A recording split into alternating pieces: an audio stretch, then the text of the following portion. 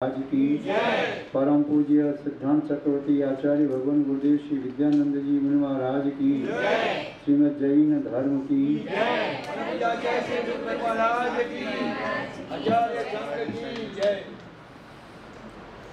जैनम जयतु शासनम विश्व कल्याण कारकम। उपस्थित धर्म स्नेही सत श्रद्धालु भव्य वर्ग कुंडली पुण्यात्मा महानुभाव, यहाँ पर आचार्य भगवान कुंद स्वामी द्वारा विरचित समय सार ग्रंथ की वाचना चल रही है। तृतीय अधिकार देख रही हूँ, कर्तृकर्म अधिकार, जिसकी गाथाएं कुछ अर्थ सहित समझने की कोशिश की है।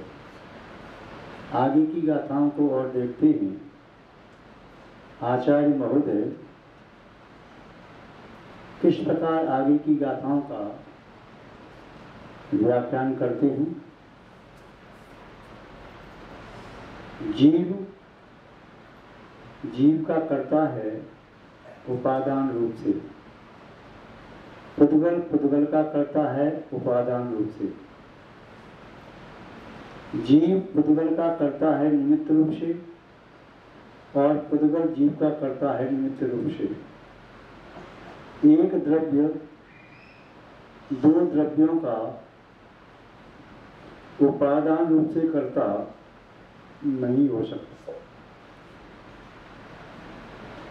एक द्रव्य दो द्रव्यों के लिए निमित्त रूप से करता तो हो सकता है। जैसे धर्म द्रव्य है, जीव और पुद्गल के लिए वह धर्म द्रव्य निमित्त रूप से करता है। अधर्म द्रव्य है वह जीव और पुद्गल को ठहराने में निमित्त रूप से करता है। आकाश सभी द्रव्यों को अवगाहन देता है। आकाश में अवगाहन की सामर्थ्य उपादान शक्ति है। अन्य सभी द्रव्यों में उसमें अवगाहन पाने की शक्ति है। अवगाहन देने की शक्ति उपादान शक्ति है आकाश की। अवगाहन करने की शक्ति इन सभी द्रव्यों में है। यदि एक द्रव्य दो द्रव्यों का उपादान रूप से कर्ता मान लिया जाए तब दो क्रियावादित्व का प्रसंग प्राप्त हो जाएगा। जब शाश्वत सिद्धांत है एक द्रव्य दो क्रियाओं का उपादान कारण नहीं बन सकता। आचार्य महोदय यहाँ पर जीव और अजीव दो प्रकार से मिथ्यात्व आदि के भेद बता रहे हैं। कल गाथा नंबर 87 में देखा था, मिथ्यात्व आदि जो जीव के परिणाम हैं वे जीव रूप अवस्था को प्राप्त हैं, और जो पौद्गलिक कर्म प्रकृतियां हैं या जिनके उद्देश्य जो अवस्था प्राप्त हो रही है वह अजीब रूप है। इसलिए आचार्य महोदय ने मिथ्यात्व भी दो प्रकार का कहा, अविरति भी दो प्रकार की कही, प्रमाद भी दो प्रकार का, कषाय भी दो प्रकार की, योग भी दो प्रकार के, जीव और अजीव। जो जीव के परिणाम है उपयोग है, उपयोग में मिथ्यात्व है वह जीव मिथ्यात्व।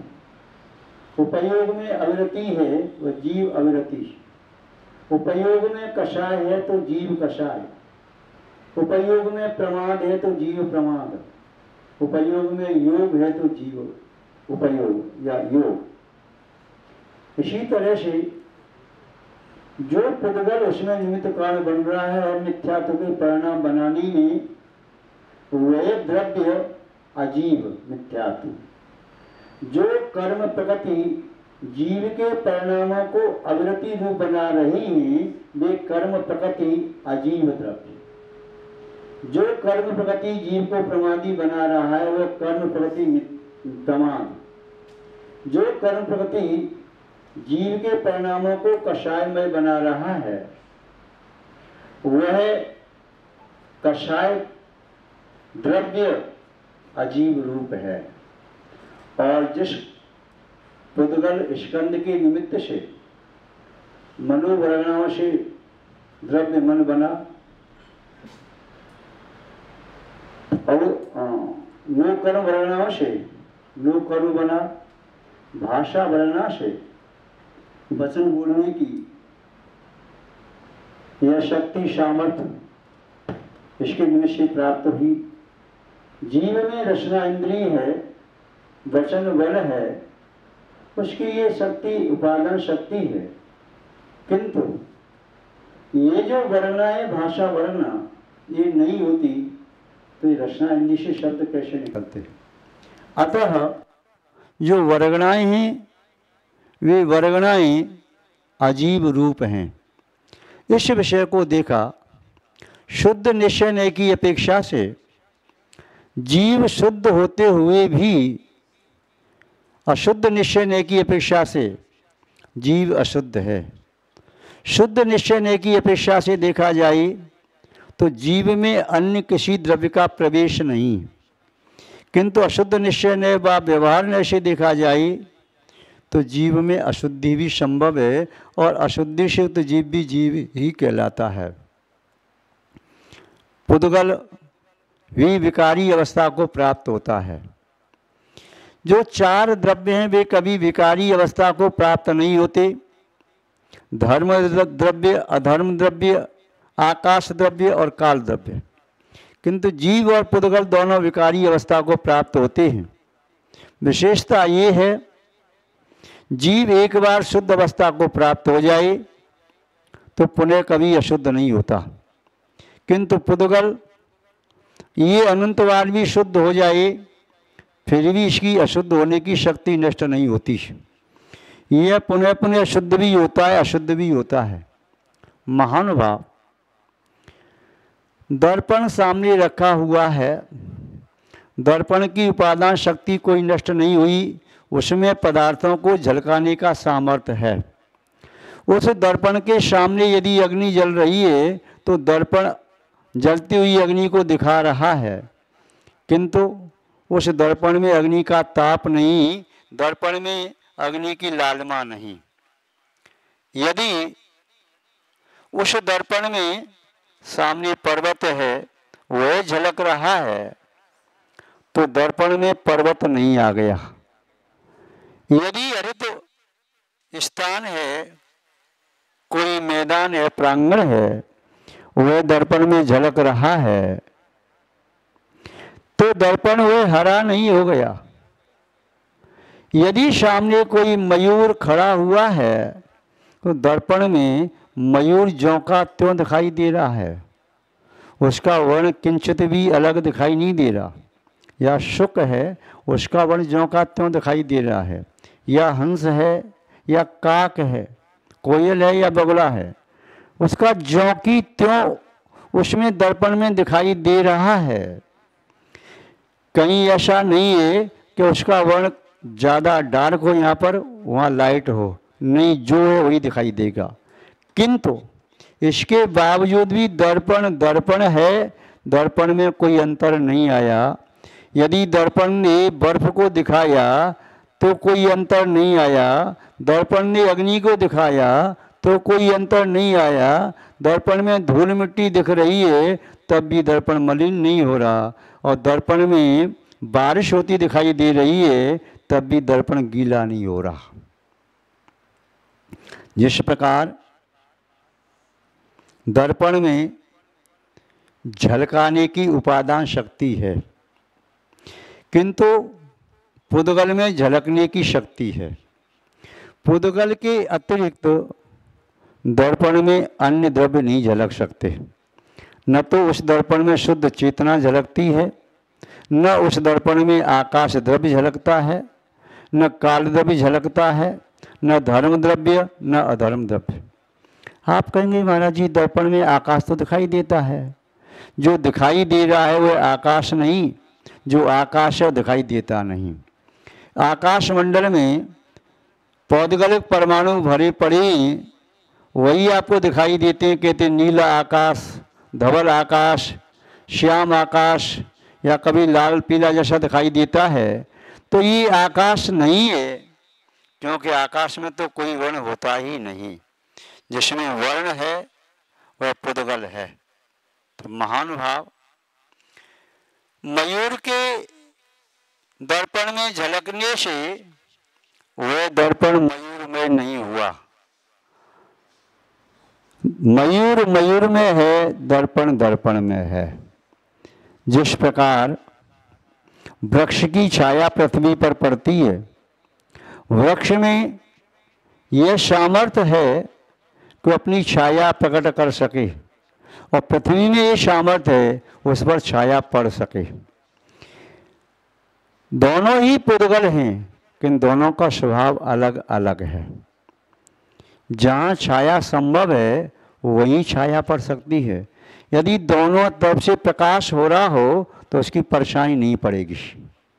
एक तरफ से प्रकाश है तो परछाई बना सकता है, दूसरी तरफ यदि ऐसा कोई स्थान है जहाँ परछाई स्पष्ट दिखाई दे तभी दिखाई देगी, और यदि सामने कोई स्थान नहीं है तो परछाई नहीं दिखाई दे पाएगी।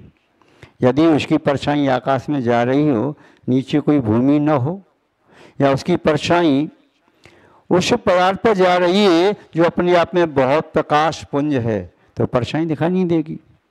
इसी तरह है जो आत्म द्रव्य है, उस आत्म द्रव्य में कार्माण वर्गणाओं को ग्रहण करने का सामर्थ्य है विभाव अवस्था में, किंतु फिर भी आत्मा उन कार्माण वर्गणाओं को ग्रहण कर लेती है, फिर भी वे कार्माण वर्गणाएं पुद्गल ही रहती हैं, वह जीव नहीं हो जाती। और जीव में मिक्स होकर के भी वह जीव पुद्गल रूप नहीं हो जाता। आचार्य महोदय यहाँ पर बता रहे हैं गाथा नंबर 88 में कि अजीव क्या है मिथ्यात्वादि और जीव क्या है, इस एक गाथा के माध्यम से हम समझने का प्रयास करेंगे। पुद्गलकम्मं मिच्छं जोगो अविरधि अनानम जीवम उगो अनानम अविरधि मिच्छं च जीवोदु। पुद्गल पुद्गल, कम्मम कर्म, मिच्छम मिथ्यात्व। जो पौद्गलिक कर्म रूप मिथ्यात्व है, योग है, अविरति है, अज्ञान है, वह अजीव है। जो पौद्गलिक रूप है वह नियम से अजीव है, चाहे वह पौद्गलिक रूप से मिथ्यात्व प्रकृति हो, चाहे पौद्गल रूप में मनवचन काय ये पुद्गल से निर्मित अजीब है, चाहे अविरति जिस कर्म प्रवृत्ति के उद्देश्य अविरति रूप भाव होते हैं वह कर्म अजीब है। अज्ञान जिस ज्ञानावरणी कर्म के उद्देश्य जीव में अज्ञान दशा होती है वह भी अजीब ही है। महानुभाव, किंतु ओम ये अजीब दशा बताई, इसके विपरीत जो जीव के भाव हैं, उपयोगमय भाव हैं, चाहे मिथ्यात्व रूप, चाहे अविरति रूप, चाहे अज्ञान रूप, ये जीव के भाव हैं, वह जीव है। क्योंकि ये परिणाम उपयोग में जो आ रहे हैं वह परिणाम पुद्गल में नहीं हो सकते। उपयोग जीव का लक्षण है, अनुविधायी परिणाम है, इसलिए उसे जीव कहा। उपयोग में मिथ्यात्व है तो वह मिथ्यात्व भी जीव है, उपयोग में अविरति है तो वह उपयोग में आई हुई आवृत्ति का भाव वह भी जीव है। उपयोग में कषाय है तो वह भी जीव है। उपयोग में योग है तो वह भी जीव है, क्योंकि चेतना से सब कुछ अलग हो सकता है, भाव कर्म, द्रव्य कर्म, नो कर्म, किंतु चेतना से कभी भी किसी भी काल में क्षेत्र में उपयोग अलग नहीं हो सकता। जैसे अग्नि से अग्नि की उष्णता कभी अलग नहीं होती, जैसे जल से जल की शीतलता कभी अलग नहीं होती, जैसे गंधयुक्त पदार्थ से उसकी गंध कभी अलग नहीं होती, उसी प्रकार आत्मा से कभी चेतना अलग नहीं होती, क्योंकि चैतन्यता आत्मा का स्वभाव है, चैतन्य आत्मा का गुण है, लक्षण है, धर्म है, ये कभी अलग नहीं हो सकते। उस उपयोग में लक्षण गुण धर्म रूप में यदि जो कोई भी कर्म प्रकृति का प्रभाव उसमें आ रहा है, जैसे दर्पण में जो चित्त झलक रहा था वे पर पर्याय दर्पण की है कि उस सामने वाले पदार्थ की है। मयूर खड़ा दिखाई दे रहा है तो दर्पण में मयूर की पर्याय है कि दर्पण में दर्पण की पर्याय है। मयूर की पर्याय मयूर में होना चाहिए, मयूर की पर्याय दर्पण में कैसे आ सकती है? तो दर्पण में किसकी पर्याय है? दर्पण में दर्पण की पर्याय है। इसी तरह उपयोग में जो मिथ्यात्व आदि है उसे जीव क्यों कहा? वह जीव में उपयोग में हो गया, इसलिए मिथ्यात्व भी जीव हो गया। उपयोग में आवृत्ति रूप हो गया, इसलिए वह आवृत्ति भी जीवमय हो गया। उपयोग में कषायमय है, योगमय है, इसलिए जीव कहा। आचार्य महोदय कुंदकोण स्वामी जी ने इतनी सूक्ष्म व्याख्या करके आध्यात्म क्षेत्र में प्रवेश करने वाले भव्य जीव को अजीव से पूर्णतः विरक्त और अलग होने की प्रेरणा दी है।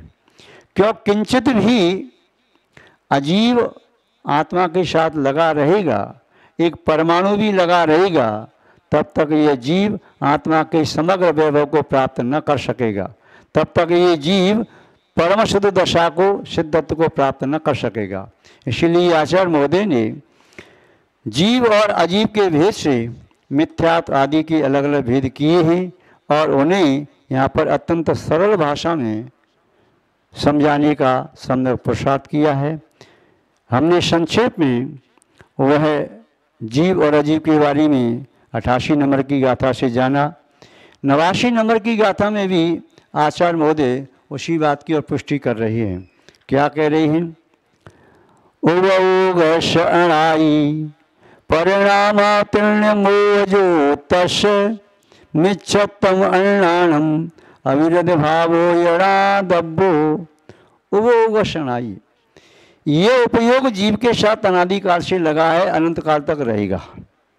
परिणामातीर्ण, ये मोहयुक्त से, मोह से युक्त जीव के परिणाम 3 प्रकार के होते हैं।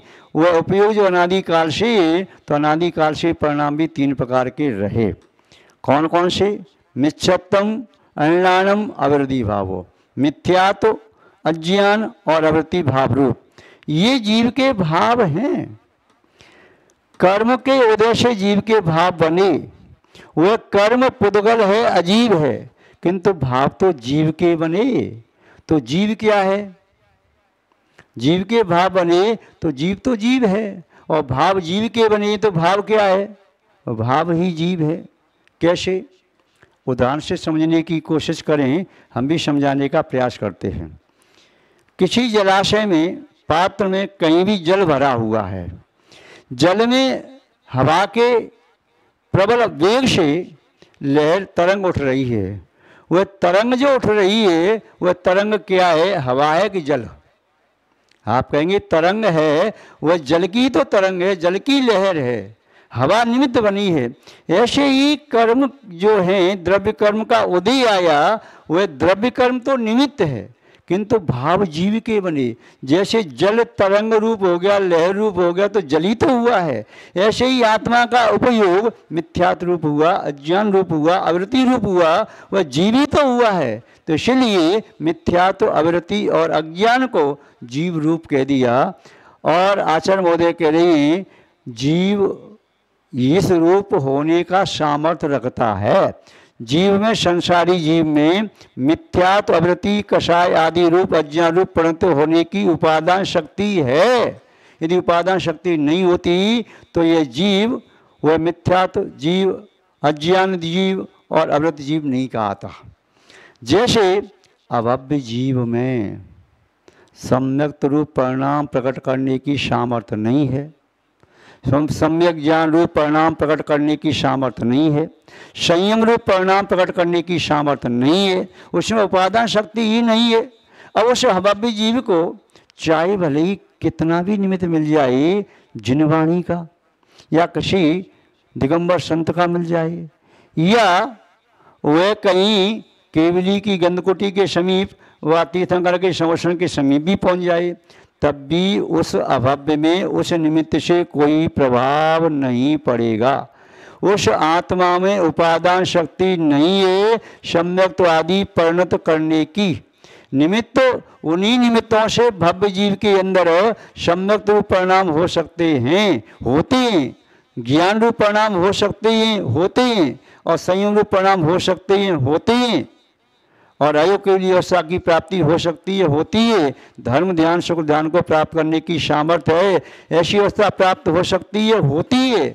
किंतु अभव्य जीव में न तो सम्यक, न सम्यक ज्ञान, न सम्यक चारित, न सम्यक तप, न सम्यक ध्यान, न सम्यक तत्व चिंतन, और न ही उस अभव्य जीव में अयोग अवस्था संभव है, ना ही अभव्य जीव में सिद्ध अवस्था संभव है। इसलिए यहाँ कहा कि जो जीव रूप परिणाम बताए वे जीव के भाव हैं, अजीव रूप परिणाम बताए वे पौद्गलिक कार्यमान वर्णना कर्म आदि हैं। इस प्रकार आचार्य महोदय ने कहा अनादिकाल से मोहयुक्त जीव के परिणाम ये 3 प्रकार के होते हैं, मिथ्यात्व में, अज्ञान में और अवृत्त में। इन परिणामों को समझकर उन परिणामों को परिवर्तित करने की चेष्टा करो, सम्यक पुरुषार्थ करो, आप भव्य जीव हो। इसलिए आपको उपदेश दिया जा रहा है, और अपने पुरुषार्थ से आप भाव मिथ्यात्व को, भाव अविरति को, भाव अज्ञान को भी छोड़ने का सम्यक पुरुषार्थ करो। जो द्रव्य कर्म हैं वह द्रव्य कर्म अनादिकाल से लगे आज भी हैं, उन द्रव्य कर्म को ऐसे नष्ट नहीं किया जा सकता। भाव जब आपके बनेंगे तभी आपके भाव सम्यक बदलेंगे, तभी मिथ्यात्व आदि का द्रव्य आप निर्जीर्ण कर पाएंगे। तो आप इसी प्रकार का सम्यक पुरुषार्थ करें। आज संक्षेप में 2 गाथाओं को देखा, विस्तार से पुनः आगे कभी देखना चाहिए। आज हम समझते हैं इतना ही पर्याप्त है। जय बोलिए श्री शांतनाथ भगवान की, पूज्य आचार्य गुरुदेव श्री विद्यानंद जीवन महाराज की, श्रीमद् जैन धर्म की हड्डी को थोड़ा सा सीधा कर लें। ओंकार का मंगलमय नाद